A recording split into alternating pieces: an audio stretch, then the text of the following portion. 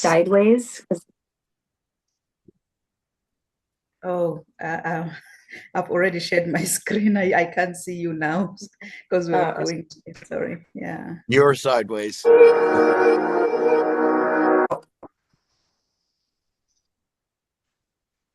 is this better?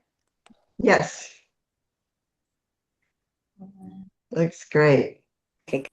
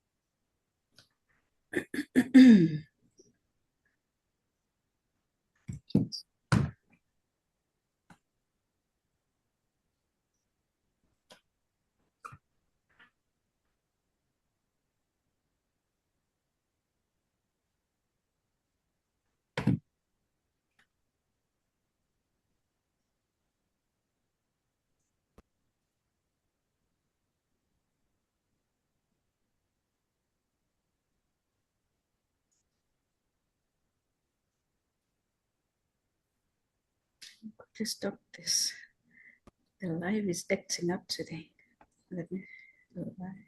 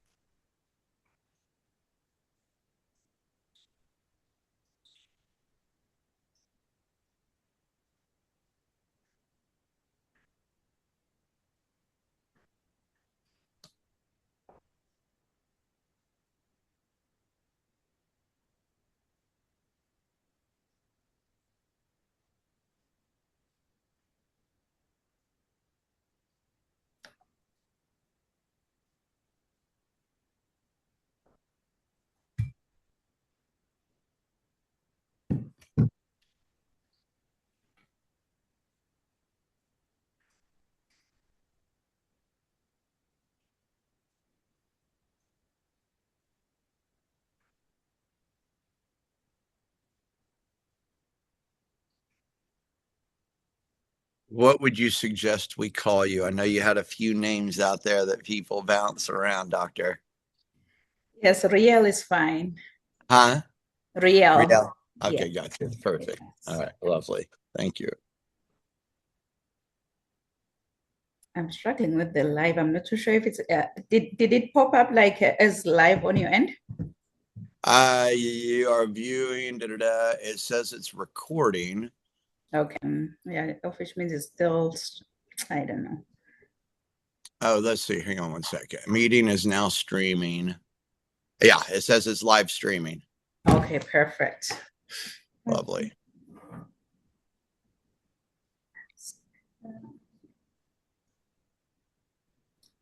It's perfect.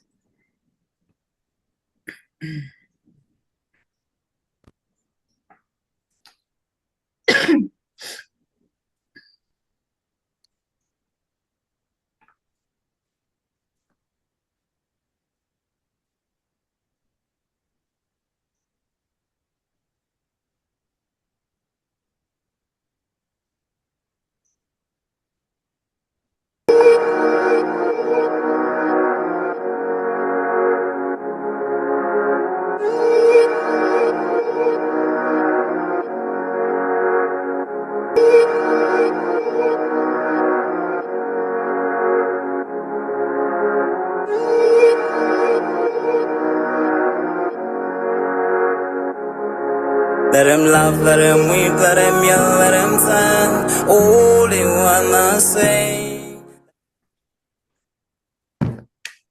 Hello, Panjus and Bonani. Welcome to Rise to Greater Heights Network, where you can turn your fears into greater success while seizing new opportunities.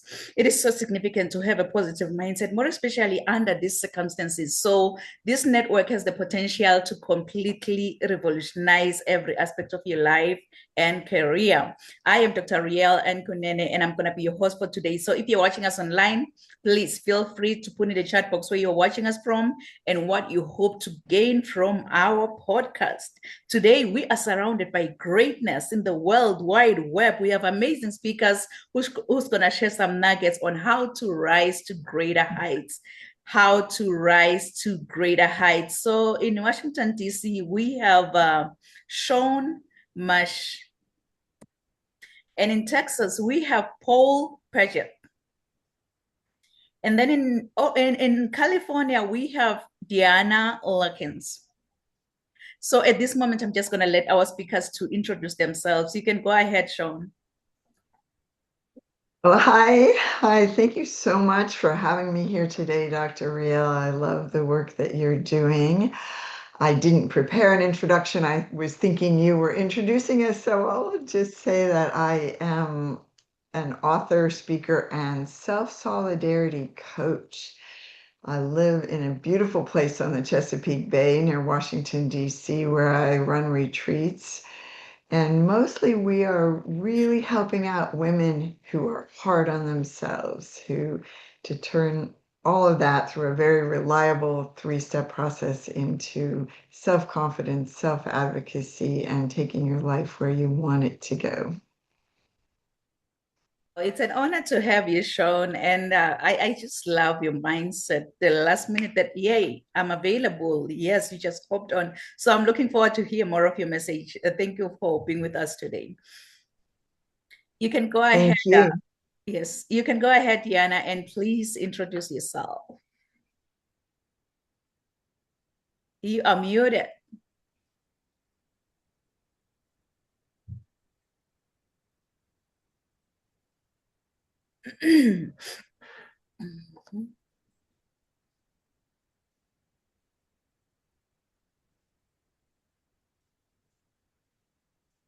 Okay, Maybe try sliding your screen sideways one way or the other. Let me see. Ask to unmute. Just click on that.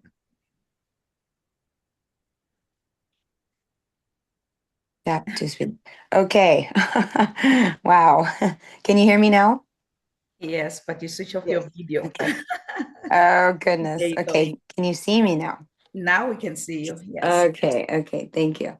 Yeah, hi, I'm Deanna Larkins. I am an author. I've been a medical intuitive since I was 4 years old. And just intuitively working with my father, who is a medical cardiologist. So it's really nice to meet you, Dr. Riel. And I'm excited to share and see what you guys have to share as well. Oh, it's an honor to have you, Deanna. And when I was just going over your bio, I was like, wow. I'm looking forward to hear more of the nuggets. Yeah, I feel grateful to be in and around a lot of medical physicians, and to have an influence on how the emotions affect our life is just, to me, just fascinating. So it's been my life's work. Wow. No, it's an honor to have you. Thank you so much for being with us. Yeah, I'm honored. Yes. You can go ahead, Paul, and please introduce yourself. Lovely. Hi, I'm Paul Paget. And first off, Dr. Riel, I want to thank you for creating a platform that brings attention to these issues and all these others that you've been discussing. These conversations save lives, and it's critical. Thank you, first off. And so I'm a search and rescue 150th Squadron rescue pilot. I'm a rescue diver, an emergency first responder, and an educator in that field. I'm a #1 children's book educator, author. I also own the blueprints to success, helping people break invisible chains that break from, escape survival mode pretty much. I've been in the music entertainment industry a long, long, long time, worked with a lot of wonderful people from Motown that we all grew up on, some yummy stuff. And now I work just constantly. As I have always said, I'm just a servant to the planet. Just a servant to the planet. I love that because really you wear different hats, like you are this hat, but at the end of the day, you are just a servant to the planet. And I just love it. It's an honor to have you, Paul. And really, I'm looking forward to hear more of your message. Thank you, dear. Yes. So, Sean, I have a question for you. If you happen to have your own billboard, I can see a billboard coming down there in the busy highway in Washington, D.C. What will your billboard say? It would say, feeling better is easier than you think. All this, the work we do has everything to do with understanding that the thoughts are tied into past trauma and how easily we actually can heal the emotions, not by steamrolling over those thoughts, but by letting them see the errors in their own logic. And especially when it comes to forgiving yourself, when your mind tells you it should have gone a different way, and realizing that we really can't know what's happening in any given moment, what should happen. So to know that no matter how long you've been on this journey and you're still suffering, there are some simple ways to help yourself.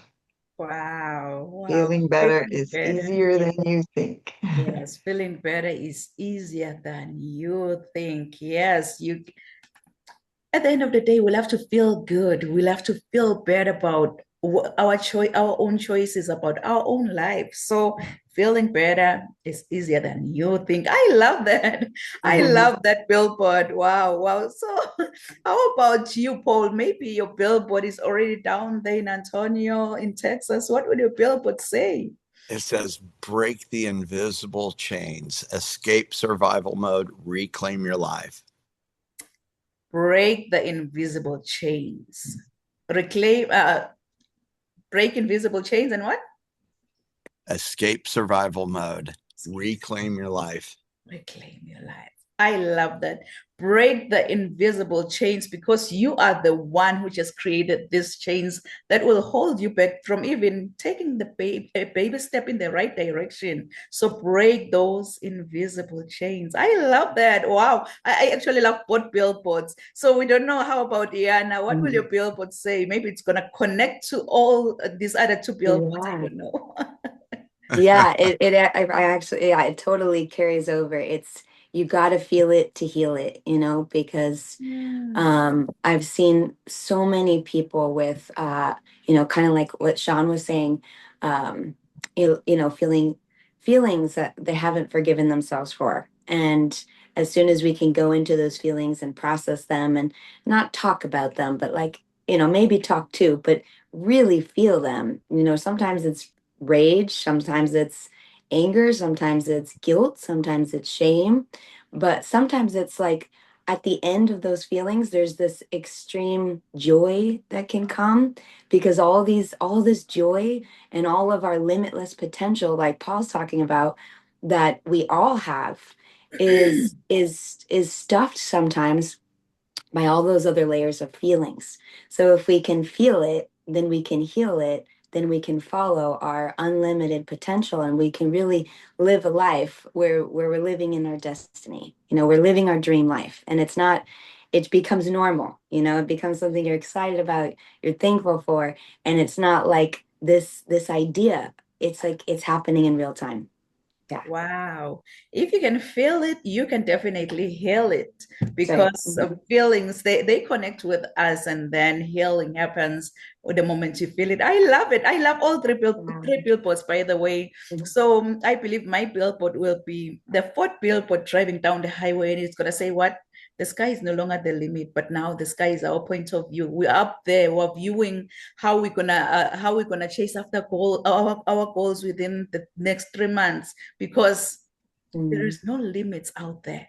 the sky is our point of view. So we're all forced to rise to greater heights. And it's definitely coming. So we're going to get started. We're flying all the way to Washington, D.C., where we have Shawn Marsh, MA, CFTW, It's a yeah. self-forgiveness Yeah, coach. I was teaching you before when you asked me how to say it, so I wanted Yes.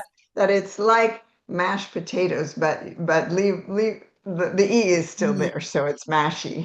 Right. Oh, it's Mashi? Right. Oh, Shawn Mashi. Okay. Shawn Mashi, yeah, MACFTW. She is a self-forgiveness coach and author, speaker, retreat leader, and a creator of the Wheel of Self-Forgiveness trademark. Her practical three-step process helps people stop turning against themselves in regret, guilt, self-criticism, and second guessing, and move into self-solidarity, which is trademark too, which is the ability to stand with, by, and for themselves, no matter what. Drawing from her own life-changing journey, decades of study, and her certification in the work of Byron Katie, Shawn helps people transform self-abandonment into clarity, inner safety, warm accountability, and empowered action. She shares this work through speaking, coaching, retreats, digital programs, and her forthcoming book, The Wheel of Self-Forgiveness trademark. So, kings and queens, please join me and welcome Shawn Mashi. Thank you so much, Dr. Reel. It was funny, my other billboard idea that comes to me later is really, if you're the one who abandoned yourself, you're the one who needs to come home. In fact, you're the one who gets to come home. So we want to think now for a moment. I would love to ask you, are you hard on yourself? How do regret, guilt, self-criticism show up in your own life? Is it you leave a meeting and you think of the one thing you wish you had said differently, or maybe you didn't say it at all and wish you had spoken up, whether it's with a loved one or something else? Maybe it's everyday little things about why you did that extra thing that made you late, how you used your time, what you ordered in a restaurant, just the kinds of things. Or maybe it's something really big, a big life regret where you felt there was a big cost to you or others and you kept blaming yourself for that. So in my case, that was a way of life. I called it regret hell. It was just kind of it felt like it was stabbing myself in the stomach. Reliving those woulda, shoulda, couldas over and over again. And as far as I could see, I had no way out. It felt like a life sentence. It didn't matter. Decades of inner work, counseling, spiritual practice. No one was able to teach me a way out. And yet somehow, about 12 years ago, I stumbled onto 3 steps that literally set me free. So that I was successful on the outside. There are so many women out there and men too. Everything looks good. I had another book written, was speaking on world stages, beautiful life. And yet I was crashing on the inside from all the ways that I was constantly turning on myself, going along, doing the best I could. But the minute things didn't go well, the minute someone was angry or disappointed, I would instantly overfunction, go into over responsibility, keep rethinking. The brain gets wired that way. And we have, for about half the society, I'd say, we're wired to turn on themselves and leaving us with self-criticism as an unsolved epidemic. So, I just really, we have to think about, how does this get started? You may even know, if you're someone who's hard on yourself, what it is for you. But I'd like to just have your permission to take a moment to go into my own childhood. Even though it started early, I have in mind a dinner table, a Sunday dinner table, when I was probably about 8 years old. where here it is after church, we're all supposed to be in this loving place. And yet my mom, my wonderful mom, suddenly goes into she pretty much abandons me to her own self-judgment, judgment of herself and others, and becomes like a different person. And even though it felt like she abandoned me, what I do in those situations was abandon myself and become small, apologetic, accommodating from a survival perspective. That fight or flight that we all know so much about turns into freeze, and even one lesser known called fawn, just becoming little, trying hard, being whoever people want you to be, and taking responsibility for their emotional states. And somehow the human brain wires that into it's my fault. If I turn on myself, if I beat myself up enough, I'll do better next time. But it doesn't help us do better. It just tears us down. And so many women carry that mindset into their workplace, the marriage. They may be functioning on an incredible level in so many ways, but disempower themselves when it matters most and just become clueless because that childhood mindset is so survival driven that affirmations don't work. Many of even the somatic techniques are still, if the wiring is in there, that it believes it is saving us and helping others by turning on ourselves, and that's where we go. So at those times, I would do anything to get my mom back, to get my husband or my boss back, but I came to realize it wasn't about them. It was about getting me back. Luckily, I was able to discover these 3 steps in a bathtub, in fact, as an entrepreneur, having sent out an email and then gone into regret hell about what I should have, would have, could have said, or waited till tomorrow morning to send it, knowing I would probably be up all night like the old days, kicking myself. And yet somehow I came through it. I saw it differently.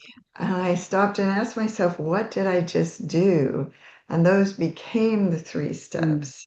So part of what has changed my life and the lives of tens of thousands of people who lived this way and didn't know a way out was to be able to find your own innocence, which is to go back and see the thinking, to really know you didn't create the thinking that was causing your reaction that you later regret, that was causing you to do what made sense in the moment. It was wired in there. It was the lens you were looking through in that moment. And yet you couldn't have done it any other way. You really do stop waiting for others to see that you had such good intentions. Stop waiting for them to approve or give permission or react in the ways you want, or life to go the way you want, and start to be able to find your own innocence and stand with, by, and for yourself. So that's really the first part that I didn't have. I didn't know how to do that. And it's driven by fear, though. So the second part of this is that we find the fear. Fear is what plunges us into guilt or regret or self-criticism to start with. So just to be able to know how to completely debunk that fear, to trust the reality that shows up, is what step 2 gives us, to know that we absolutely cannot know what is meant to be accomplished in our own lives or the lives of the others who our choices have affected. And finally, I won't say the how of it, but you become the hero you've been waiting for in step 3. You give yourself what it was you felt you needed from others in a way that truly fills gaps in self-love. The self-love is not about drinking your lemon water and meditating 20 minutes and some of the things we think of it. It's the very specific things that we crave, the outcomes we want from others or life will give us a window into what we're failing to give ourselves. And so having these 3 steps makes all the difference. I finally became free. I was finally able to really stop all the indecisiveness. That was a huge collateral outcome of this. And so if you're, it's not the outcome I was fearing so much as the potential to beat myself up for the outcome and not know how to overcome this.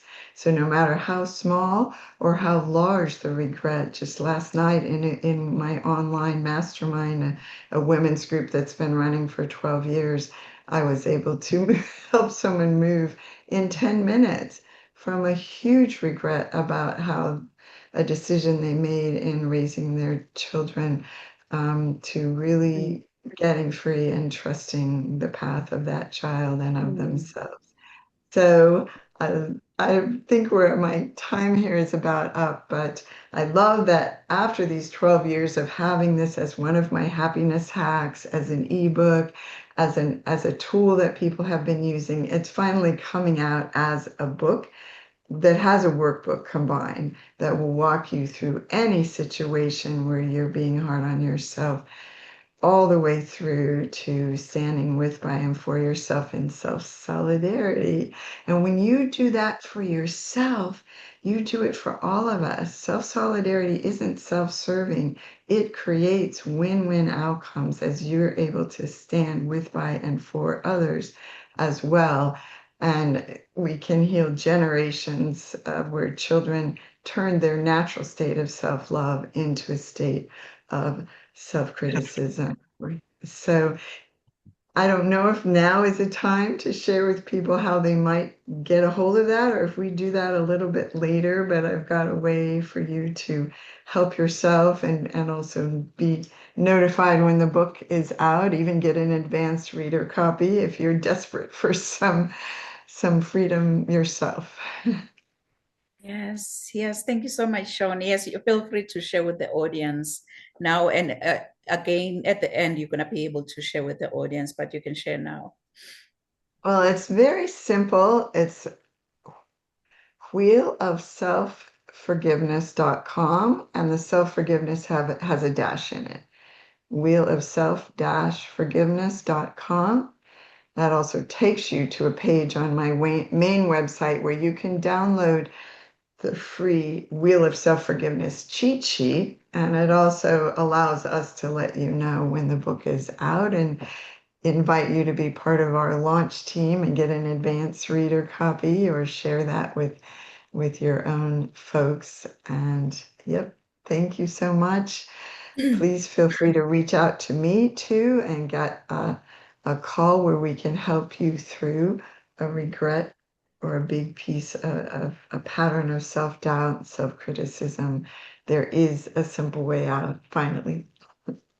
Wow, thank you so much, Sean. The wheel of self-forgiveness. Kings and queens, go out there and be the first one to grab her copy. Thank you so much for sharing from your own personal experience, really, for you to open up like this and also to share with us the 3 steps to unconditional self-love, self-confidence, and self-advocacy. Wow, this was simple yet a powerful process for transforming paralyzing self-judgment into those empowered actions. And thank you also for also helping other people like all of us here to heal from the cycle of regret, from self-doubt and indecision. Thank you so much, Sean, for sharing such a profound, much needed message. Thank you. I would love to add, we have just a moment, the other 2 who are here today, your work sounds so incredible where you are right there on the ground when those survival reactions are taking over our bodies, affecting our health, affecting our ability to make good decisions on our own behalf. And in my case, my brain turning on myself, my body followed suit, and my entire life crashed. 15 years on disability, of, I believe, the autoimmune disorders and a number of things, physical pain, do relate a lot to this turning on ourselves. And so I love that you're out there, and I hope maybe this tool will help some of the people that you're helping as well. Yes, absolutely. Thank you so much, Sean. Really. I'll go back and watch the replay because the 7 minutes was too short, but the replay is always available. And thank you for pouring your heart out to our audience and for also sharing from your own personal experience. Thank you. So from Washington, D.C., we are going all the way to Texas, where we have Paul Paget. Paul Paget is the president and CEO of Blueprints to Success, and he's also a visionary leader dedicated to helping individuals escape survival mode and intentionally create lives of purpose, resilience, and fulfillment. As the creator and the architect of the Blueprints to Success framework, Paul has developed transformational programs and strategies designed to bridge the gap between where people are and where they have the potential to become. His mission is to empower individuals, communities, and organizations with practical tools that create meaningful, measurable, and lasting change. Drawing upon decades of leadership experience, business development, personal transformation, and deep insights into human behavior, Paul has built his career around one core belief: transformation does not happen by chance. It happens by design. So through his speaking, coaching, and executive leadership, he challenges people to move beyond reactive living, take ownership of their future, and implement intentional frameworks that lead to sustainable growth and success. Known for his authentic, high energy, and relatable approach, Paul connects with audiences from all walks of life by combining lived experience with practical, actionable strategies. So his message inspires individuals to break free from limiting beliefs, identify the invisible chains holding them back, and create a personalized blueprint for achieving their greatest potential. Whether speaking to corporate teams, nonprofit organizations, educational institutions, or individuals seeking transformation, Paul's passion remains unwavering: to help people stop merely surviving and start thriving by design. So kings and queens, please join me and welcome Paul Paget. Thank you. I appreciate that. You know, probably within the essence of starting out, because we're all in this society now that we're in with war and all these variables, we're all in stages of survival mode. Some are a little lower, some are in the middle, some are higher. And it's just what the world is. Every day is, you know, the uncertainty and fear that's put out there. But I'll tell you something, out of everything, and I saved this exclusively for you, Dr. Riel, I have never shared this full story and thought I would break it here because I got asked a while back what drove me into this space the last 40 years. And so I'll go back to 18 years old. I just graduated preparatory school. Things were looking great. Big sportsman, da da da da da. And I was out with the wrong people. We were partying hard, thought that, you know, we had the world by its toes.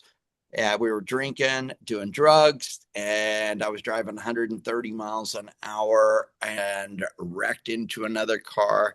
I was told I killed the person. So I was sitting in jail. Wondered what in the heck just happened to my life. I couldn't believe that I just killed somebody. I remember sitting there believing, man, I just killed somebody. I'm 3 months out of high school. And I had no idea that that moment was going to become the beginning of my life's blueprint. This is what's interesting. You want to talk about how transition can be turned around. My parents, one of the things I did find out, that lady did live. It broke her neck, and I'll head back into that story. But My parents had both been married 8 times before I was 18. I grew up in constant chaos, Mhm. constant instability, constant abuse. My mother was 16 and a Mm. half when she had me. My mom and dad divorced a year later. So I watched my mother. That's why I'm very, very heavy on pushing women's rights and women empowerment, because I watched her work Mm. so hard and really repressed in what men actually do in those spaces. They don't give them the credibility. They don't give them the same pay. They're not looked at as equal colleagues. And I Mm. hated watching that as I grew up, which was actually a silver bullet in a sense that I was able to transform what my mom suffered through into helping other women that are in that same Mm. position along with men. But the one thing with what the constant abuse and instability and things like that is that I learned to adapt. I learned how to read people. I learned how to endure. And from the outside, everything looked okay. But inside, I was living in survival mode for so long before I had any words for it. I had no idea. We don't have any idea. We just start adapting, and it just, those layers start building, and then boom, we grow up, and all of a sudden it hits us in the face. And so I really started, working on the functionality of that. We can all run around working, smiling, showing up, but yet we're carrying wounds that nobody can see. And Mm. you see it every day. And boom, that transition, the crash of having to really evaluate what was I doing, what were the decisions I was making that were those chains that I was binding my life so heavily because I wasn't thinking before I was acting. And so I had Mm. started blueprinting out everything of my life. From the time I was 18, I turned 60 in 3 weeks. I have journaled every day of my life, every day of my business. At 18, 3 months later, after I was told I killed that lady, and this is what was horrible. She had just escaped Iran with her 16-year-old daughter after watching her husband murdered by soldiers, had just got to America as an immigrant, leaving to work at 6 in the morning. I'm an idiot. I hit her, and I was told I killed her, and she had a 16-year-old daughter. So there I'm in jail thinking, oh my God, I just left a 16-year-old child orphaned. And I was only 2 years older than her. And so lo and behold, when I got out of jail, I went straight to the hospital and saw this lady. And she was amazing, beautiful spirit. And she said that she didn't want to bind my life the rest of my life, just to take care of what was going on with her medical, get her a new car, just get her back on her feet, which I did. I went $336,000 in debt at 18 years old, right out of high school. I started my first construction company at 18 and a half. I paid off all her debts in 2 years, got a deferred sentence. It was taken off my record. I became an emergency responder. I started saving lives. I became a Mm. disaster relief contractor working on tornadoes, fires, floods, earthquakes, and tsunamis, saving people that had had their lives erased overnight. And so Mm. I had become really good at showing up at the worst time of somebody's life to say, you know what? This is the next chapter, the best part of your life. Now you get to dream Mm. again. And so I would get them Mhm. moving in those directions. But one of the things that I had really recognized is that anything can be possible when you break those invisible chains. And that survival mode no longer leads your life. When you've got clarity, it replaces confusion. When you've got strategies, it replaces reaction. Purpose drives action. Meaningful change follows always in that. And these are the transformative, outcomes that individuals and even leaders of organizations commonly experience. And now it's time more than ever to start building sustainable systems in your life that can move you forward. And it's baby steps. One little thing today to one little thing tomorrow leads to compounding, and it builds strength. And it's intentional growth with strategic action. That's the key right there. And so that's why, breaking through these limitations, helping people move through it, mastering their time and productivity, create the future that you deserve. That's the big thing. We get trapped in this cycle coming out of high school or college, and we have kids, and all of a sudden we've got a mortgage, and we've got all this debt, and we've got this job that's the hamster on the wheel. Our life becomes this cycle. Wake up, get the kids to school, get to work, follow all that, get back home, get the kids, taken care of with sports and homework, and same repetition. And you don't ever really dream again. You're just existing. And so our program is designed to open that door up, to find and reclaim that lost time, to find yourself. That's what I love about my children's book series. It's for 3 to 7 year olds. When you're in those moldable years that you have not had the layers laid on top of you yet, when you want to be a cowboy, you want to be a fireman, you want to be a nurse, whatever it is. And then that gets kind of stolen away. And so to get back to those spaces where somebody's like, you know what? That is my core. That was what I was. And I got trapped. I thought I needed to do this and do that by what I was being told. And so getting them confident that the possibility is still alive. It doesn't matter what your age is. You can do anything that you set your mind for that. And, what we do is we help people create lasting change. Our mission is always to help people build confidence and make better decisions, achieve growth, and create lasting fulfillment through practical coaching and transformation.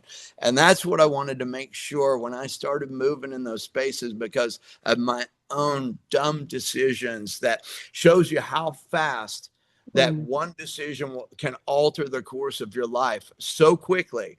Because that moment that I stepped on the pedal and ran from the police for no reason, I could have pulled over and just got a ticket. I don't know what was going. I still to this day think back, what was going through my head? It was zero. Nothing was going through my head. I was not thinking at all. I was reactive, as we become. And so reactiveness is so dangerous. And a lot of us don't know. They didn't teach us in school. You can have all of these, even in book smarts, you can be book smart and life dumb, because we don't have the right tools, the right stepping stones in front of us with somebody shining a light on it. We shine light on the darkness that surrounds our life. Right now, you look at what the war is doing. Most people, after pandemic and all of these things, they don't realize that survival mode has become our way. Figuring out even how to put gas in your car. Do you know the statistic right now is that 80% of the public right now is $500 to $1,500 a month away from bankruptcy. And that's horrible. It's unbelievable. And so there's ways around that. There's ways to get through it. I always say one thing. When we played sports or played an instrument when we were in school, we always had a coach. We had an instructor. They showed us what was next. And then we become adults and we abandon that. And we don't have a coach. We're trying to coach ourselves without any idea of what we're supposed to do. We kind of just, here's my job. I've got my kids and I've got to go to the store. And you just start getting in this repetition with, you can read all the motivational books, go to the weekend seminars. That doesn't fix anything. Those are temporary moments of the rah-rah making you feel like you're good. And then you get back on the hamster wheel and start running round and round and round. So we stop the hamster wheel. We show people through an assessment some of the things in self-discovery, not telling them where they're at. Let them self-discover, see it, to be honest with themselves. Where are you at in your life? Are you happy with your life? All these things. I've got a 70-point assessment that is free to help individuals discover some of these areas they might not have gone and looked at in the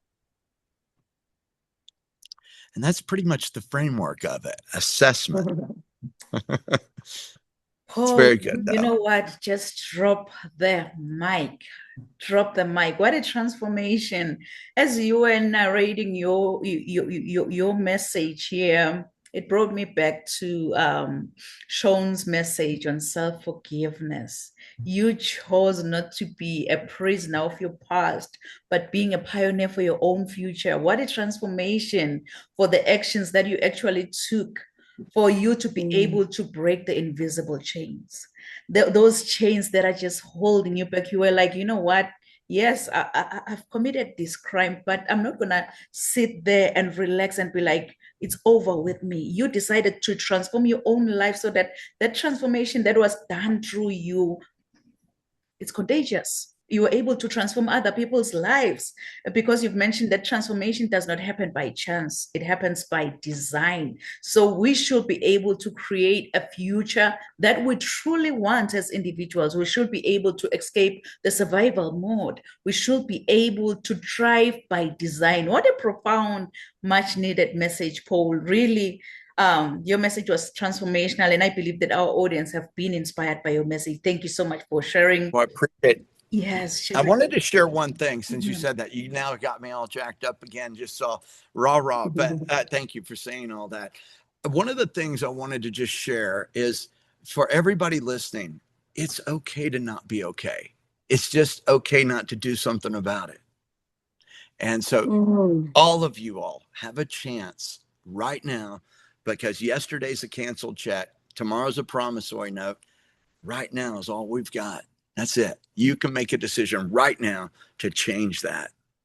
Wow. Wow. Thank you so much. Thank you so much, Paul. Really, I believe that our audience have been inspired. They've been motivated by your message. Thank you. Thank you. Thank you. So now from Texas, we're going all the way to California, where we have Deanna Lakens. Deanna Lakens has been a medical intuitive with her father, who was a physician since she was a little child.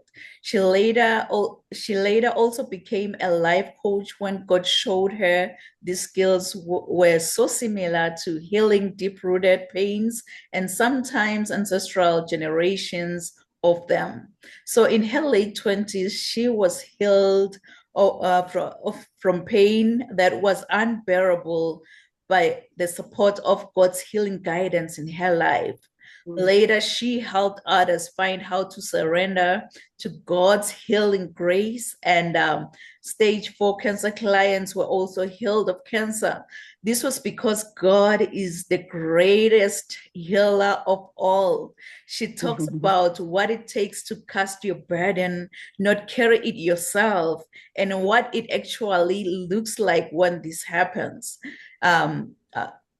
Diana has stories that show the importance of allowing God's guidance in our lives without blocking it and trying to do it all on our own. She can give examples of this with her experiences to help drive the point to viewers. So in her late 20s, she was asked to be on the ACIM, the Academy of Complementary Integrative Medicine. Form works with renowned doctors, now detecting it and surrendering to God about very powerful lessons. She has recently written 3 books called the MH Healing Trilogy.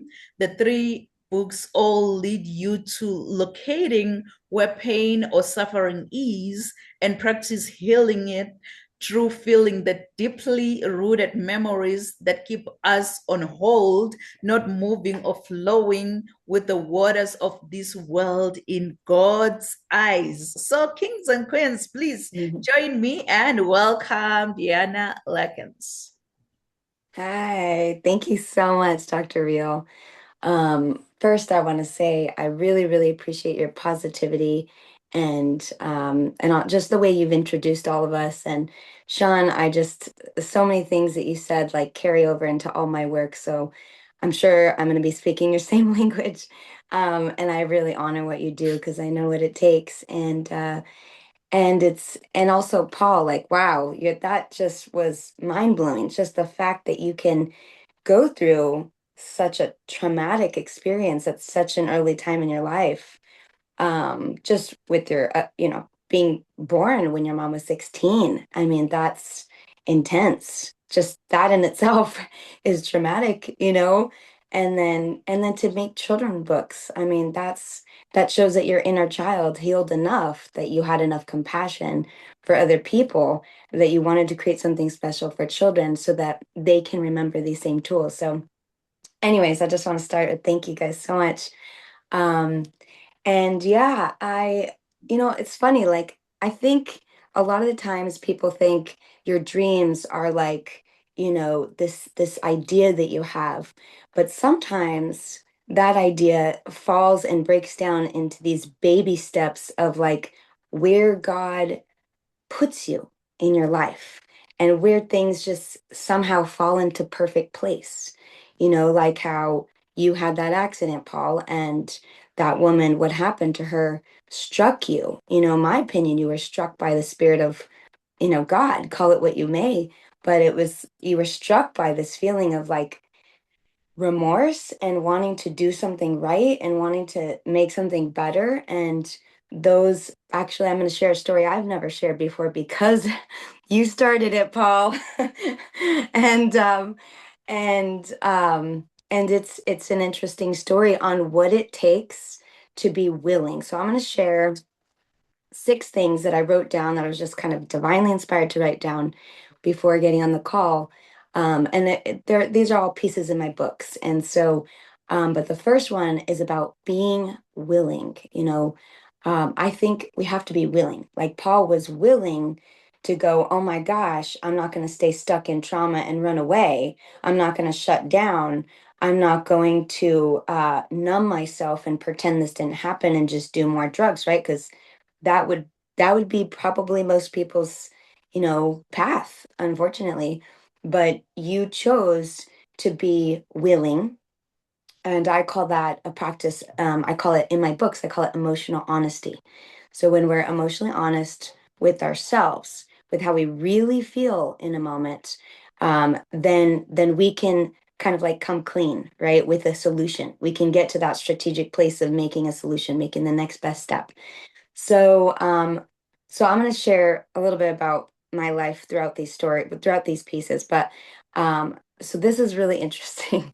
Again, I've never shared this, not even to my family. Okay, so this is really intense. I was in my, I'm trying to think of what age I was. I was in my late 20s, and I had a friend, and him and I were snacking on a weed brownie, which I rarely ever did. Okay. And we were driving in Orange County on a very fast-paced, it was a street, but it was like 6 lanes in Orange County on one side of the road and then 6 lanes on the other. So it was like maybe 40, 50 miles an hour, maybe 40. And so we were going pretty fast. And there was a woman who ran across the street.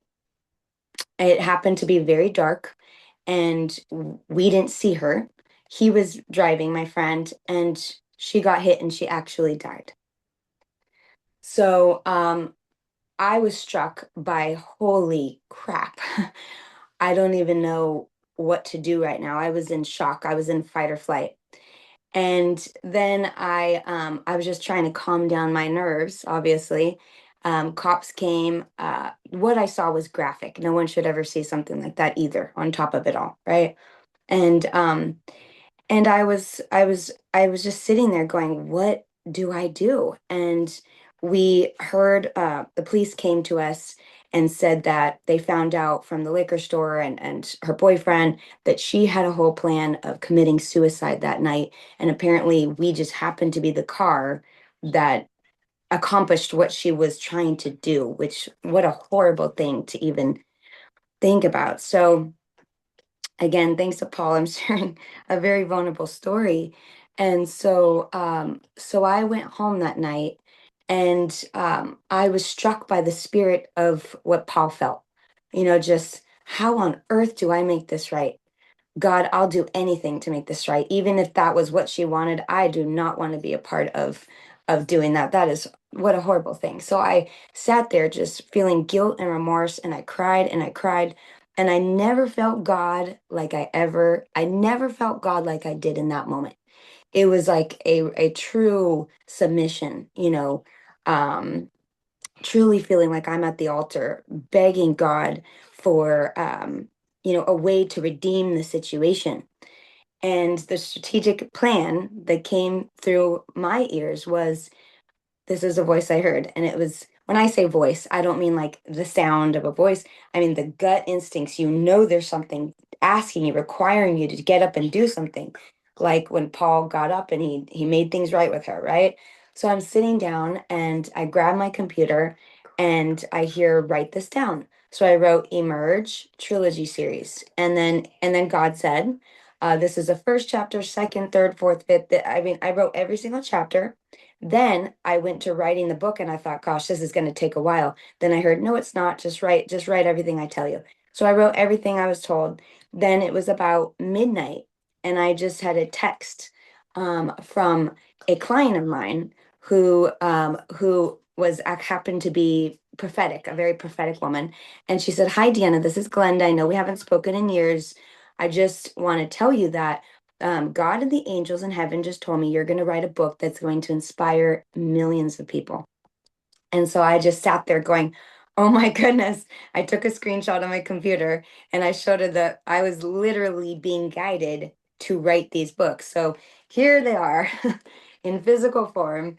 And this is the first one. This is the second one. And this is the third one, which Sean, just kind of like what you were saying, this is the coursework book. So the coursework book goes much deeper into what it takes to redeem yourself, right? But we can't redeem ourselves unless we're emotionally honest, right? I could have also done the same thing. I could have gotten home and who knows, taken another 10 weed brownies and just gone right to sleep and pretended it didn't happen. People live in remorse, guilt, and shame.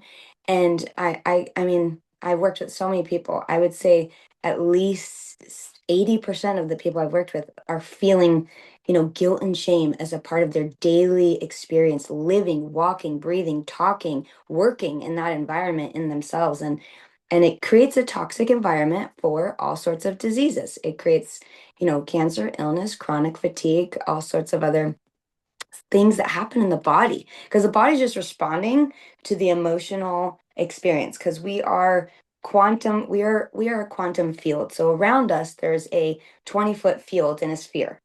And anytime we interact with people, we get close to them, our quantum field is connecting with theirs. So our quantum field has a vibration in it. And that vibration is based on the sum accumulation of what you've healed in your life, what you have yet to heal in your life. So that to some people, who are very in the spiritual, and they might see a color in you, for example. There's actually an aura detector that can kind of detect a color in you. So for me, this became the beginning of writing the books that I always wanted to write.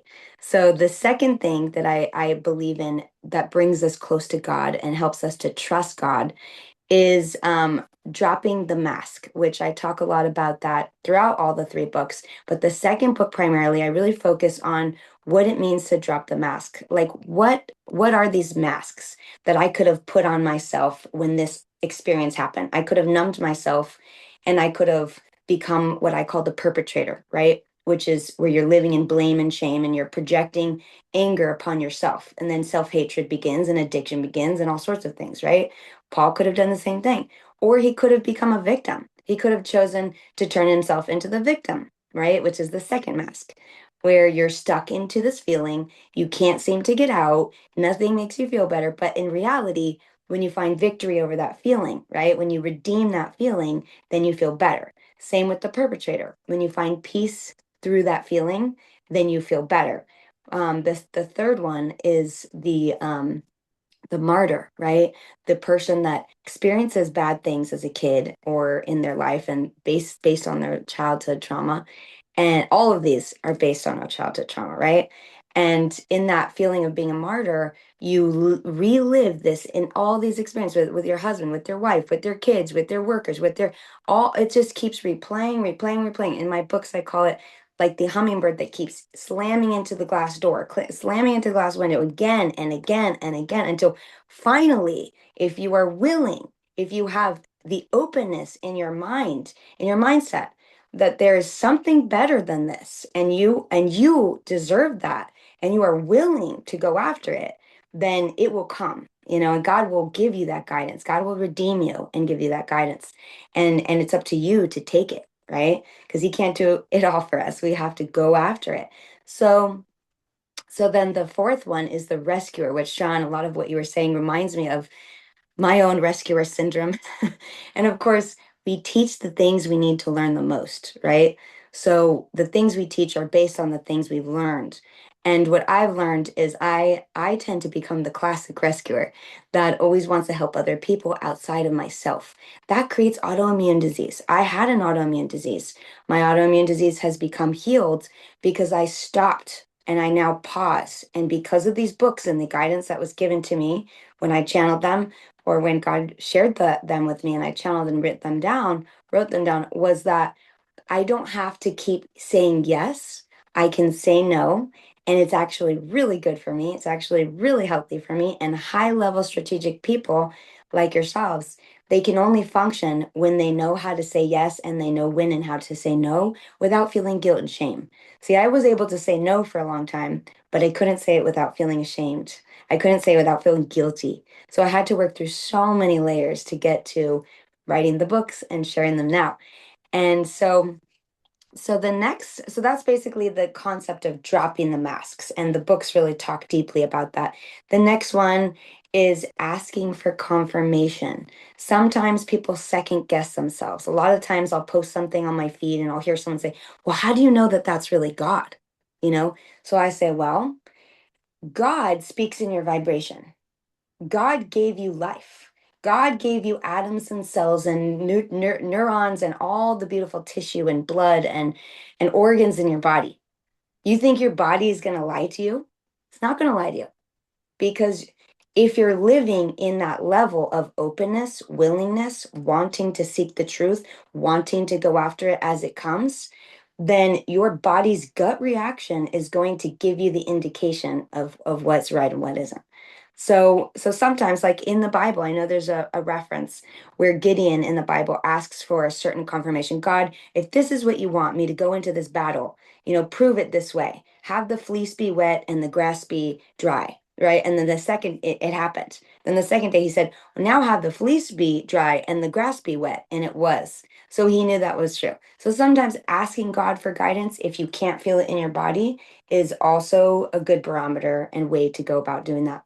So a lot of people can't always get in touch with that. And so that's where my story comes in. So as a little girl, I was always very curious about my dad and how he loved his patients. He would sit down with them and he would talk to his patients for an hour and a half. And meanwhile, there's 10 people waiting in the waiting room, but they're all happy to wait because they know they're going to get their time with my dad. And that's how great he was, right? And so he would sit with them, and I would just love as a kid to sit there and watch how he cared about them. Like, wow, he really will go to the end of the earth to help this person. Like, what an amazing, fascinating experience as a little kid to just be so interested. So I sat there listening, and sometimes I would say things like, Dad, can I say something? And one time I remember he said, sure. He said, is that okay if my daughter says something? She's very intuitive. She believes in God. And this woman said, sure. And I said, the reason why you have heart issues and palpitations is because you're sad inside. Your husband just died and you can't get over it. And she didn't tell my dad that part. But I felt it. And she cried and cried and cried and cried and cried. Next time she came in, her heart was better and her levels, my dad was testing, where everything was better. So then my dad started giving me patience. Like, okay, I want you to actually do like a private session with these people. So I saw a woman who had cubital tunnel syndrome, which means like carpal tunnel, but like in her elbows. And she was in so much pain. The doctor said the only way to cure this is to get you surgery. So I did some work with her on what is holding her back from feeling her hands are vital and she can move and use the grip of what it is that she's destined to use and receive in life, right? Because our hands are like taking but also receiving. And after 2 sessions, she went back to the doctor. Cubital tunnel syndrome was healed. So at this point, I'm like, this is so cool. So I had so many awesome experiences like that. And then I was just blown away. And then trauma hit, and my mother died when I was 18. She had debilitating cancer. She hid it from all of us until about a year before she died. She couldn't walk anymore. And we all said, Mom, why aren't you walking? Why are you, she used to change in front of me and my sister. We're all girls in the house, right? And she wouldn't change in front of us anymore. So we were going, why is she doing this? And my whole childhood, I was the classic rescuer, right? I was the person who always wanted to make everyone feel better. If I could sing and dance, I went to performing arts school. If I could perform, if I could do all the great things, you could put all your attention on me and I wouldn't have to feel mom's borderline depression. I wouldn't have to feel dad's disconnect with mom. I wouldn't have to feel my sister's anger and rage because of all of it, right? I could just be the light and be the one everyone looks at. But in reality, I basically responded. This is what we do as children. We respond to our environmental experience. Okay. Right or wrong doesn't matter. It's not something we judge. It's something we become aware of. Whatever we experience, we respond to the environment. And then we pick up what I call these 4 masks. And every single negative behavior pattern can be described in these 4 masks. And there's a way to heal every single one of them. So I basically lived the classic rescuer, and a year after that, she passed. And my mom and I were very, very close. So it was very, very heavy on me. And that was the beginning of me saying, I'm going to write a book that is going to help people find the tools that will heal themselves through all of these different challenges that I felt in my childhood with my mom and with my dad, and especially the parts in her that couldn't find answers. She couldn't break through. And there's so many people there out in the world that are looking for answers, that just need the right person and the right kind of tools to connect and to find relief and freedom and break through the chains, right? So that's pretty much the piece of my losing my mother was really, really big. And just 2 years ago, tomorrow's actually my father's birthday, and 2 years ago my father passed away. And that was another big, big one. And my father and I promised we would publish our books. And so I finally got mine published now and available. And so one last story to kind of explain just what it means to be willing, like I started this. Okay. There was a time in my life where again, I haven't shared this piece as well. There was a time in my life where I was in so much pain when my mom died. I went through 7 years from the time she died to 7 years after that. I was in debilitating back pain. I couldn't move. I went to chiropractors, went to doctors, went to energy healers. I got desperate. I went to psychics. I went to a gospel church. I mean, I went everywhere and anywhere I possibly could think would assist me with this. And sure, it helped me with layers. But one day I actually planned on committing suicide. Can't believe I never shared that. And sorry. And I remember walking into my favorite restaurant because I said that this was going to be my last meal. And sorry. And I wanted it to be a good last meal. So I walked in, and before I even walked in, I sat and I prayed and I said, God, if you really want me here, show me a sign, clear as day, like really, really clear, because I need that right now. And I walked in, and this little short man came up to me. And now I didn't look like I was in pain. If you looked at me, you would never know in a million years I was in pain. I walked normal, talked normal. It was a mental pain that manifested in a physical way, which is the same as what a lot of diseases I teach doctors, same thing. So I walk in and some man comes up to me and he says, "Excuse me, my name is Richard Gordon. I wrote the book Quantum Touch. It's nice to meet you. You have a lot of back pain and I can sense it. My angels told me when you walked in. I'd like to sit down with you. I have some key questions and some answers that will help you immediately heal this." So I was shocked by the absolute immediate answer I received. And I sat down with him and I said, "Did you say your name is Richard Gordon?" He said, "Yeah." I said, "Quantum Touch is your book." I said, "I literally have that book in my car. One of my chiropractors just handed it to me yesterday." So I sat down with him and I listened to what he had to say. He was writing a book called Self-Created Health. This was his next, you know, he teaches all over the world. He's very famous in the world of healing, quantum healing.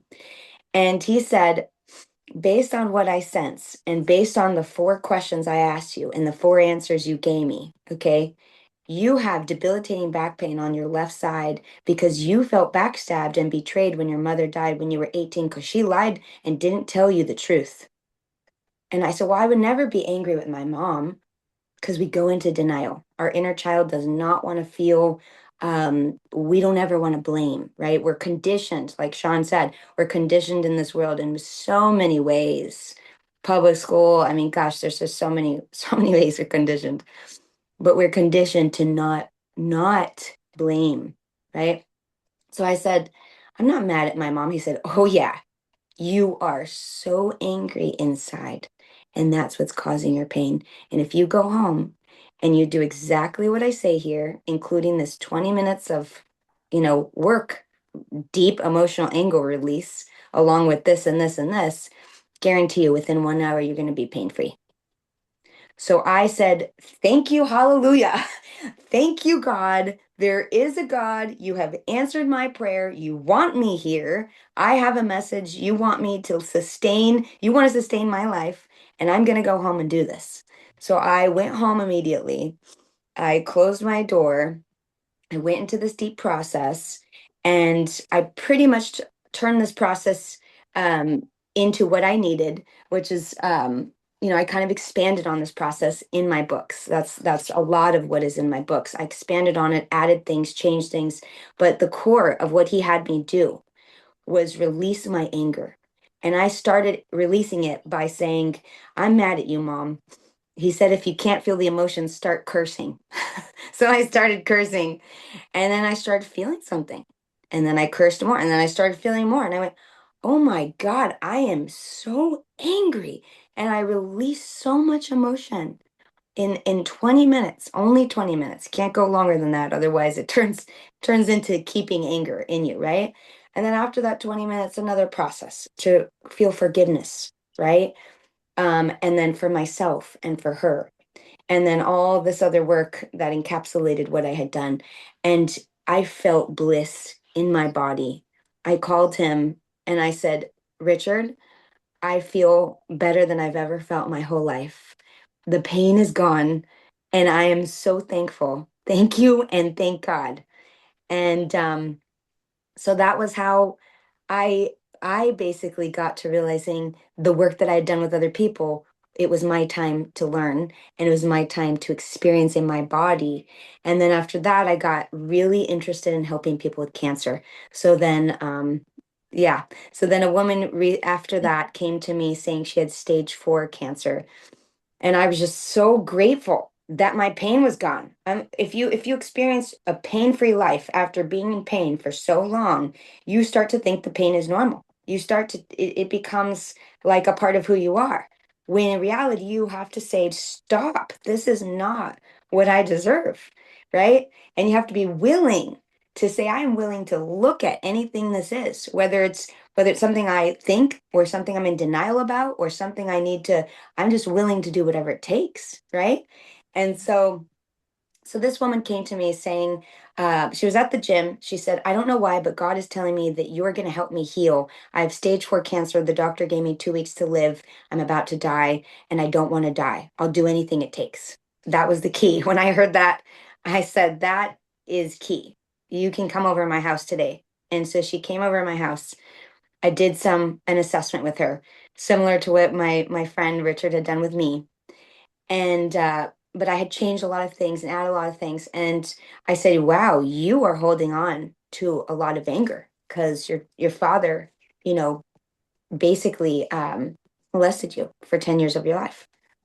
And she said, well, I'm a therapist myself, and I went to a therapist for this for 25 years, and no one has ever told me I have any anger around this.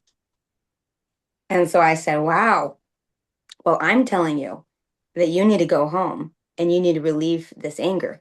And once you do, and you get to the root of it, then you'll be able to heal your cancer. I guarantee it. So she went home. She has stage 4. Now, the week before she met me, she had drinking I forgot what, it's because some kind of dye that basically they look at an x-ray, they see where your cancer is. At this point, it was esophageal cancer that spread to parts in her brain, parts in her legs, like her bones in her legs, her rib cage. It was even starting to spread into her pelvis, okay? So this is, usually there's nothing they can do when it gets that far, right? So so she went home, did the emotional Sorry work. to cut you off, Deanna. Oh, that's okay. Yeah, if we can just wrap it up. I know Okay. we So have limited time. she went home, and she basically called me at 6 o'clock in the morning with the same story that I called my friend and said, I feel so much better, and said it was healed. And I said, well, I would like you to go to the doctor and test it. She did, and she went, and they said there was zero cancer in there at all whatsoever. So at this point, I wasn't shocked anymore. I was like, okay, this is just like, it's the emotions that keep us in physical distress. And it's just exciting to me to share that because I know there are people out there, you know, before getting to a stage of like my mom was, right? Or even at that stage, who can still be, you know, they can still receive healing if they're open to it and willing. So thank you guys so much for letting me share. That was heavy and deep. So I'll blame you for that, Paul. Yes, thank you so much, Deanna. Yes, I'm joking. Paul Thank you for did that. something within you. Thank you so much for sharing what God has put inside of you, and to see the works. Like when it only starts with believing. Once you believe, everything is possible. You've shared Yes. all of the ways to trust God through emotional honesty with God and understanding some of the biblical values that showcase this importance. You've mentioned that we should drop the mask of blaming, shaming, because by dropping the mask, you're gonna find your own inner peace. And also, like in everything that you do, ask God for confirmation, ask God for guidance, because He has done it in your life, and I believe He can do it in anyone's life. Thank you so much, Deanna, for sharing Yes. such a profound, much needed message. And I can Thank feel the you. presence of the Holy Spirit within me. So thank you. Yeah, I'm gonna Thank you. apologize in advance. I'm gonna be the next and final speaker, but I know for sure we're gonna go beyond the allocated time if we may. I'm gonna be the next and final speaker. So to our audience online, if you happen to have any questions for Sean, if you happen to have any questions for Paul, for Deanna, please drop your questions in the chat box. We're gonna be able to attend to your questions at the end of the podcast. So I'm gonna be the next and final speaker. But before I speak, what I'm gonna do, let me just share my bio with you, and then I will come back and speak. So please do enjoy. Oh, and I forgot to share. That's okay. The website is, you can share. people are, You're gonna be able to share at the end. oh, okay, cool. Yes, Okay. thank you. Yes.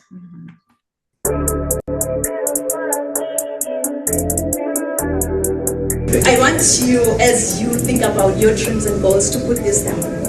Rise to greater heights. Rise to greater heights. Because you need to be clear about your career goals in order for you to gain guidance on professional development.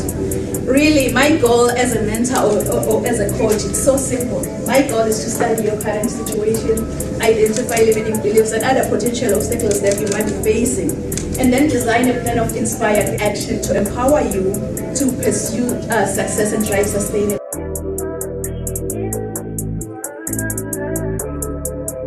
I think whosoever said that the sky is the limit was wrong.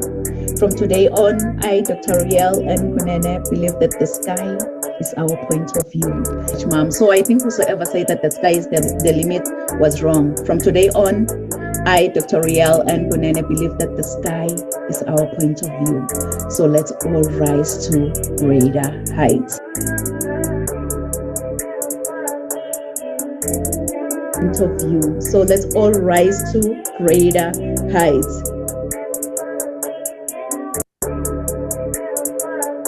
Rise to greater heights. Dr. Nampumelelo Rial Kunene is an international human rights policy analyst who consults on policies and procedures related to human rights compliance. She is a highly sought-after, energetic, certified Lace Brown international speaker. This passionate leader holds a PhD with a discipline in leadership and business. Dr. Rial N. Kunene is the author and host to Rise to Greater Heights, a book and YouTube channel to turn your fears into greater success while seizing new opportunities. She is also a coach, mentor, and an MC, well known for encouraging many to rise from mediocrity into greatness. Her vision is not only to motivate, but also to empower audiences with a fresh perspective inspiration they require to pursue the limit. But now the sky is our point of view. So let's all rise to greater heights. Kings and queens, please join me. Welcome, Dr. Rial N. Kunene. Wow, what an honor and a privilege really to be following after such a powerhouse, like all of the amazing speakers here that we have. You've dropped some nuggets that resonate. As shown, she shared all the steps to unconditional self-love, self-confidence, and self-advocacy, which was a simple yet powerful process for transforming paralyzing self-judgment, guilt, and second-guessing into calm self-compassion and empowered action. And then Paul, on the other side, he shared everything on how one can thrive by design, because he mentioned that transformation, it does not happen by chance, it happens by design. You'll have to be able to create the future that you really want. And then Deanna, on the other side, she shared all the ways actually that you can trust God through your emotional honesty with God and understanding some of the biblical values that showcase this importance. And I'm going to say what? Follow your passion. So today I just want to speak to every dreamer, every builder. I want to speak to every visionary and every person who knows deep down in their hearts that they were created for more. So my message is so simple yet life-changing. Follow your passion and rise to greater heights, because passion is not just something that you like. Passion is the fire God has placed inside of you. It is that thing that keeps calling your name even when life gets busy. It is the burden that you carry, the vision that you cannot ignore, and the purpose that keeps on whispering, there is more in you. But the truth is, many people, they live their whole lives trying to fit into spaces that they were never, ever designed for. They chase approval instead of purpose, and they settle for comfort instead of calling. They become who the world expects them to be instead of who they were created to become. Who can relate to this, really? So I came here today to remind you that you were not born to shrink, but you were born to rise against all odds. So if you're that entrepreneur, maybe who dream of reshaping the world through your business and envision several extra commas in your bank account, yet you find yourself like blocked in your journey to success, trust me, I am the answer. Oh, hi, by the way, I'm Dr. Riel N. Kunene, and I am not for the timid, but I am the rocket fuel that your business needs to blast past barriers and rise to greater heights. So as your business strategist and optimizer, what I do is that I empower motivated professionals to discover their full potential and also shift them into growth overdrive. So from owning 2 diverse companies to having experience as a CEO and guiding Fortune 500 companies to helping multi-million-dollar Jola Enterprises, I believe that I have a distinctive talent for empowering high-achieving coaches, elite startups, and business leaders to become dominant forces in their industries, because I believe that the sky is no longer the limit, but now the sky is our point of view, and we are all forced to rise to greater heights. We should be the one in charge of our own driver's seat, because we are the only drivers here. So before I continue, I just want to take you on a short journey. So 18 years ago, I left the country where I was born and raised, and I stepped into a completely new world. So like many immigrants, I carried more than just one luggage when I arrived here. I carried my dreams, responsibilities, and that quiet determination to make a difference. So I stepped off in the plane here in Canada with 2 luggages, and one carried my clothes, but the other one, it carried something that was much more heavier. My dreams, yes, my dreams that have traveled more than 13,000 kilometers from a small African kingdom called Eswatini to Canada. I remember standing in that airport surrounded by a new culture and a new system. And like many immigrants who cross borders, I had a quiet question in my heart. Do I truly belong here? Can someone like me really lead here? Because when you move across continents, you quickly realize something. You realize that no one knows your story. No one sees your sacrifice, and no one sees the leadership that you carry inside of you. Kings and queens, you really don't have to see the whole staircase in order for you to get to the top, but you need to take the first step to get to the top. As my mentor always say, that you don't have to be great to get started, but you have to get started to become great in life. So in that moment, standing in that airport, I had a choice. I could either spend my life trying to fit into spaces that they were never designed with women like me in mind, or I could rise and grow my voice and help reshape what leadership looks like in those spaces. So guess what? I chose the second path, and that decision, it changed everything about me. And today, nearly 2 decades later, that young woman who came here with 2 luggages now stands before you as an international leadership strategist, and also as a global voice committed to helping others to rise to greater heights. But here's what I want you to understand today. My story is not the most important story on this platform, but your story is, because somewhere in this platform sits a future CEO, a future policy maker, a woman whose leadership will change thousands of lives. And maybe you don't fully realize it yet, and it's okay, but one day you'll have to wake up. It's a wake-up call, kings and queens. It's a wake-up call to be able to follow your own passion. It's a wake-up call. But when that alarm clock goes off, please don't ever hit the snooze button.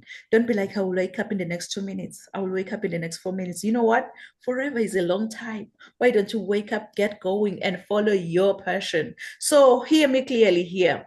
Every great mountain climber understands this, that the higher you go, the harder the climb, but the greater the view. The higher you go, the harder the climb, but the greater the view. So I'm here to encourage you that don't let temporary discomfort make you abandon your permanent purpose. Sometimes the very obstacles that you're facing today are not there to destroy you, but they are there to develop you. And you may ask me, how? How can they develop me? I'm glad you've asked that, because greatness is not built in comfort zones, but greatness is built in resilience. Greatness is built in obedience, and greatness is built when you keep showing up, even when you don't see the full results yet, but keep showing up. And this is where many people, they miss the breakthrough, because they want elevation without preparation.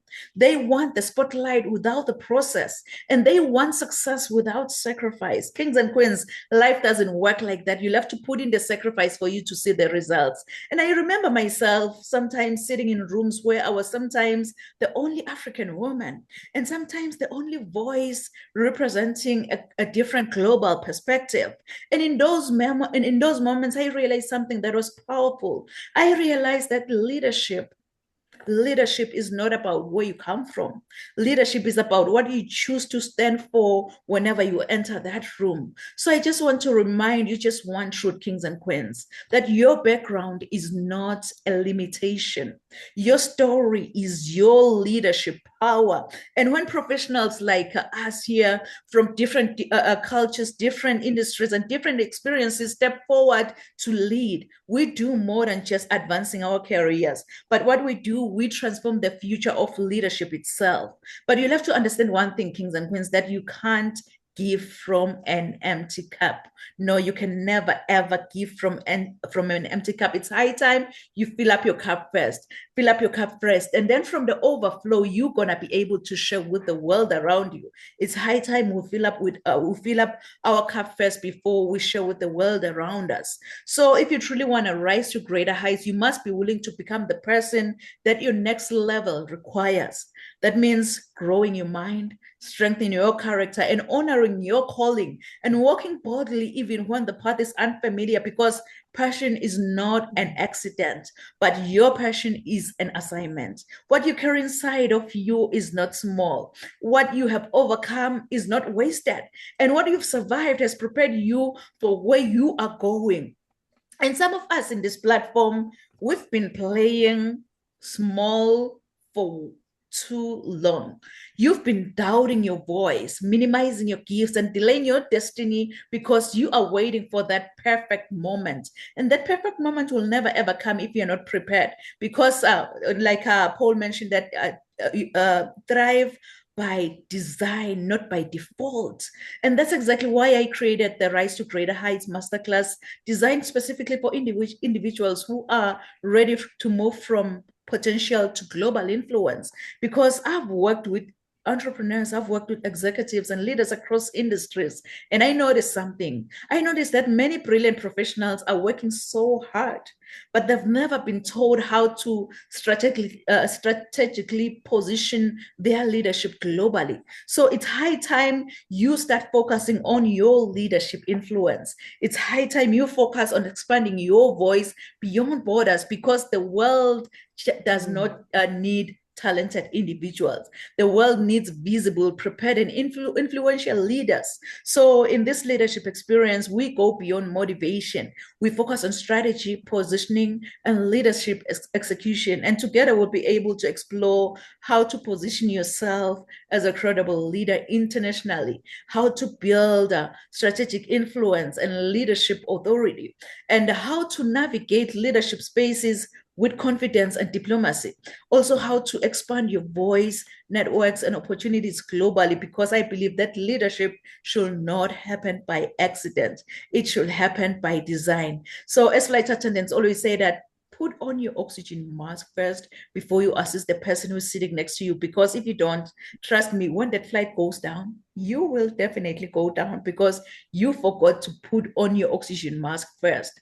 Because the reality is, your journey to become a better person, it doesn't start with the person who's sitting next to you, but your journey to become a better person, it starts with you. So knowing who you are to your core, it will make you understand that you have everything around you to reach your full potential. So don't ever, ever give up on your heart's desires.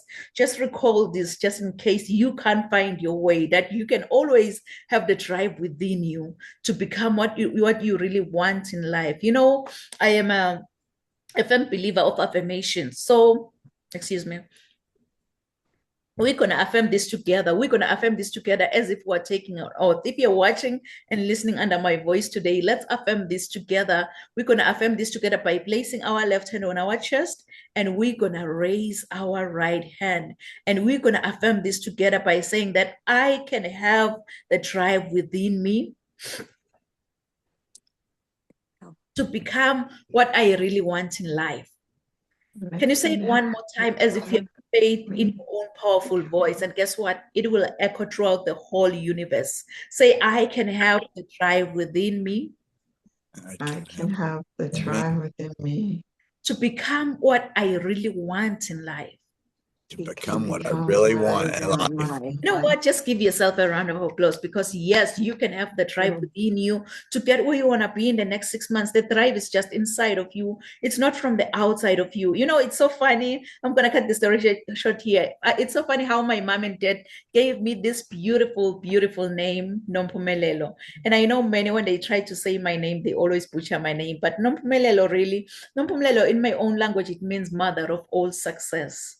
So you can see that I am really, really challenged to chase after success. No matter what comes my way, I'll have to chase after success. So if I may ask you, how many of you have dreams and goals that you want to achieve? Maybe let me say in the next 6 months.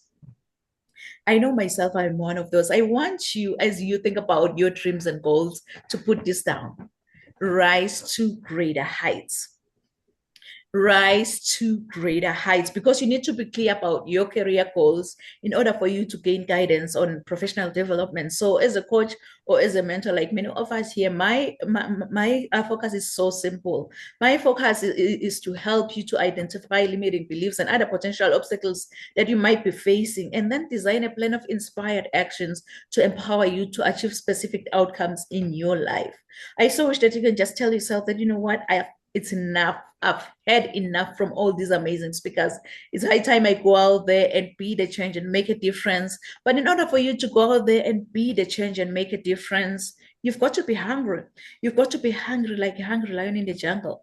Really, that hungry lion in the jungle, it doesn't matter what kind of animal comes his way. It doesn't matter if you're that giant elephant or that small squirrel by the jungle. All that hungry lion sees in front of his face is lunch. And it's so funny though, because even with elephants, what they do when they say lion is that they run. It's all about the mindset.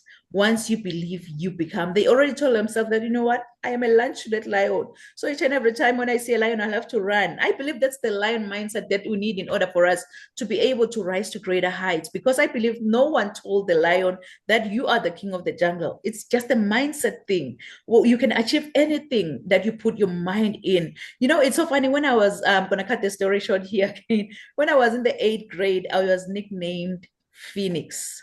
I was nicknamed Phoenix after writing a composition using the idiomatic expression that says, I rose from the ashes like a phoenix bird, meaning I became successful again.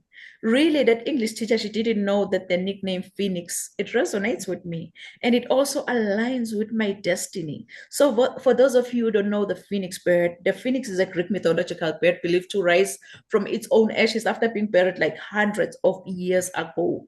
This immortal creature, it acquires new life by rising from the ashes of its own ancestor, which represents our capacity for vision and success. So I want to encourage you, if you're watching and listening under my voice today, that when your world comes crashing down, wear your scars to show how a phoenix feels like to die from inside, and trust in your own capability to rise from your own ashes, since the phoenix had to die, burn, experience pain before resurrection from its own ashes. Please write this down in conclusion. Resilience to greatness. Resilience to greatness. And I know you've heard this before, that your setback is your setup for your comeback. Your setback is your setup for your comeback. So if I can be honest with you, I don't know what goals you've set for the next 6 months. I don't know what dreams you have for your own future. But here's one thing I know about you. You are destined for greatness. Inside of you, God has put seeds of excellence. Those seeds are supposed to grow and flourish. But many people have become crippled by their past encounters, and some have stepped over other people to get to the top. But I believe that with God, we're all destined for greatness as long as we follow his strategy. This is when the growth commences, because discovering your gifts and following God's idea, it will make you understand that you have everything around you to reach your full potential. My everyday inspiration, Mr. Les Brown, he once said, if you had to die today, at this very moment, at this hour, what dreams, what ideas, what vision, what goals, what skills, what talents, and what books will die with you? And the late Dr. Miles Monroe continued saying that the richest place on this planet is the cemetery, because that's where all the goals, all the visions, all the skills, all the talents have been buried.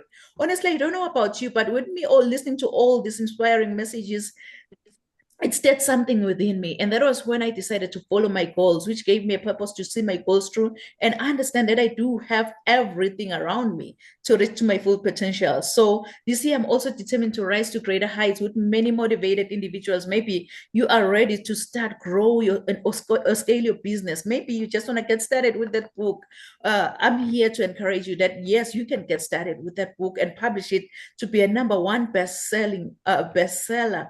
So I offer a free, no obligation 30-minute friendly Zoom consultation call, which will kind of allow me to find out more about the issues that you're experiencing and also to see if you're a perfect fit for any of my programs. So go on my website at www.risetogreaterheights.com and book that free consultation call with me, because my ultimate goal is that you feel extremely confident about your purpose. So if you will take it one step at a time, and you are definitely going to transform. So if you give me your why, I will show you the how. So this consultation, it offers accountability, education, growth, as well as success.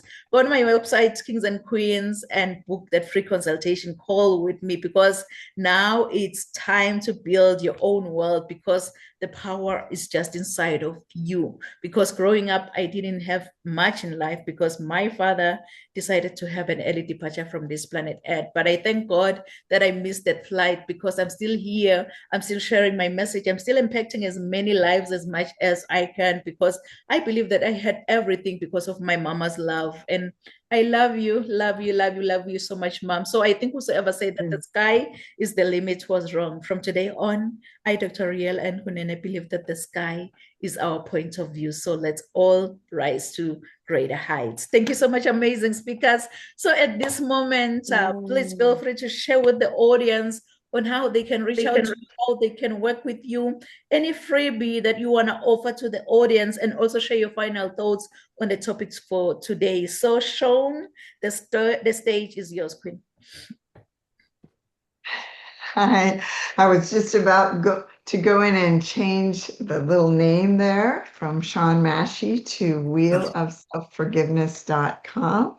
So I'll still do that when I finish talking. But mostly I love the message there, Dr. Riel. I'm definitely going to come in and talk with you. And we have a lot of wonderful next steps coming since we've been out here, my team and I, helping people for 12 years now to turn things around and have the tools in a simple way, because of what I went through, because of the kind of downloads that I was given, and much like the other two here, that we can make it easier for you to really change not just the mindset, but the way this manifests in new relationship, in the people in your environment so different. They feel that you are self-contained in these ways, and that you're the curious, compassionate caretaker of the biggest or the littlest parts of you, and also turning all of it over to something greater, these ways of getting your own monkey mind out of the way, and the floodgates just open to aligned action and taking you exactly where you want to go. So to start with that, you can go to wheelofselfforgiveness.com, self-forgiveness with a dash. And from there, we'll also not only download the simple Wheel of Self-Forgiveness cheat sheet, but see the other opportunities that are available to be part of my self-solidarity, from free through digital courses and retreats all the way up to our signature mastermind program. And we're here for you. Thank you for being here for me and for all of us today, Dr. Riel. Wow, thank you so much, Sean. I believe that our audience will definitely reach out to you, because you'll have to first forgive thyself to be able to go out there and forgive the world around you. And I believe they'll be able to grab your copies, because we need accountability partners in life. So go out there, Kings and Queens, reach out to Sean and see what you can gain from Sean. Thank you so much, Sean. I believe that our audience will reach out to you.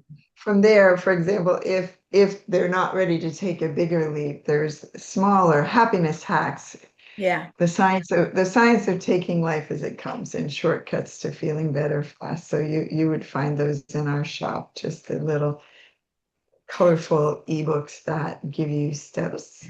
So, all right, take care. Thank you for letting me add that. And Yes, thank you so much, Sean. Yes, we are allowed to take baby steps in the right direction, and I believe that's what you just meant, Sean. So I believe our audience will reach out to you. Thank you. Thank you so much. You can go ahead, I Paul. wanted to mention there's something going on with my internet and power. So if you lose me, sorry. And it was wonderful meeting you Yeah, all. Okay. no, no worries. I saw you froze once, but I believe your internet will respect us. It will respect us. We're almost at the end. Thank you. You can go ahead, Paul, and please share with the audience. Well, first off, I want to thank Sean and Deanna for such inspiring stories, beyond. And so I really appreciate the chance to be able to be here to hear them and meet them. And one of the things I wanted to comment on, Dr. Rial, because I am Ooh, is that a phoenix? from Oh, ashes, and that's what I was sitting in jail that day and wondering how the Wow. heck did that happen. But my logo, if you notice, oh, is the same Whoa. with the D and the oh. R. The D is balancing, because if your dream isn't balanced with your reality, it never happens. Oh, Mm. wow. It's all about the Emotional. phoenix. And so I am the phoenix rising from the ashes, and all of us are phoenixes. You can decide at any given point to take flight. And I'm encouraging everybody, take flight. A little bit of air under your wings is okay. And so with that being said, you can go to squirrelsville.com. These are lessons for the kids and the parents. And so I won't dig deep. I want you to go explore. Go to Amazon, and you can go type in Squirrelsville. You can type in Paul Paget. That's Padgett. Or you can go the Hick version, Paul Paget, whichever one. I go by the French version of it. But also, the free assessment for all of you all that feel like you need a little bit more light shined on your life. Go to blueprints.com. Blueprints.com. It is a free assessment. And then if you, once we receive that, I'll reach out to you if you feel you want to take another step in life to reclaim and break those invisible chains. Stop surviving, start thriving. That's a decision and action, by the way, everybody. A decision and action. God, family, money. Get your priorities in order. And I promise you, I can tell you firsthand, because I know what reaching up to touch bottom is like. And so I don't read, I'm not reading a book or going to college to tell you how to live your life. I have experienced it from the front line of, that reaching up to touch bottom. The sweet and sour is so important. Without the sour, there is no sweet. And the opposite's true. You would never know what was sweet if you didn't have a big old spoonful of sour. Enjoy that moment of sour.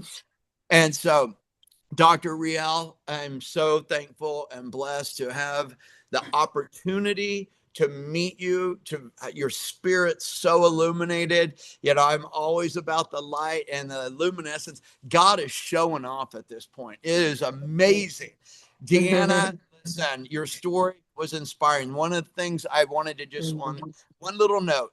When I was sitting in jail and thought I'd killed somebody and this was going to be my life forever, suicide was, the devil tried to come in to steal my life and tell him, just kill yourself. You've wiped your life out. You have nothing left. This is your view forever. And you know what? I got up, I took his pitchfork out and stuck it where the sun don't shine.